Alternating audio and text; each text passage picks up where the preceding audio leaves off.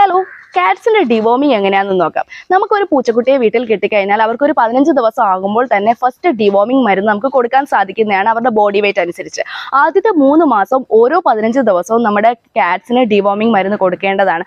അതിനുശേഷം 3 മാസത്തിന് മേലെ പ്രായമുള്ള കാറ്റ്സിനാണെങ്കിൽ ഓരോ മാസം ഇടവിട്ട് 6 മാസം വരെ നിങ്ങൾക്ക് അവർക്ക് ഡിവോമിങ് മരുന്ന് കൊടുക്കാവുന്നതാണ്. ഇനി 6 മാസം പ്രായമായിട്ടുള്ള ഒരു പൂച്ചക്കുഞ്ഞാണ് നിങ്ങളുടെ വീട്ടിലുള്ളതെങ്കിൽ ഓരോ 3 മാസം ഇന്റർവെല്ലിലും അവർക്ക് മരുന്ന് കൊടുക്കാൻ സാധിക്കുന്നതാണ്. കാരണം പൂച്ചകളുടെ നമുക്ക് ടെസ്റ്റ് ചെയ്താലും ചിലപ്പോൾ കിട്ടാനുള്ള സാധ്യതകൾ വളരെ കുറവാണ്. ഈ കൂടിക്കഴിഞ്ഞാൽ നമ്മുടെ കാറ്റ്സ് അനിമിക് ആവും, ബോഡി വെയിറ്റ് കുറയും, അതുപോലെ വോമിറ്റിംഗ് ഉണ്ടാകും, ക്ഷീണം വരും, ഈവൻ മരണം വരെ സംഭവിക്കാനുള്ള സാധ്യതകൾ വളരെ കൂടുതലാണ്. ഇനി നിങ്ങളുടെ കയ്യിലിരിക്കുന്ന കാറ്റ് ഒരു പ്രഗ്നന്റ് ആണെന്നുണ്ടെങ്കിൽ അവർ ഡെലിവറി ആവുന്നതിന് 15 ദിവസം മുന്നേ തന്നെ നിങ്ങൾക്ക് ഡിവോമിങ് മരുന്ന് കൊടുക്കാവുന്നതാണ്.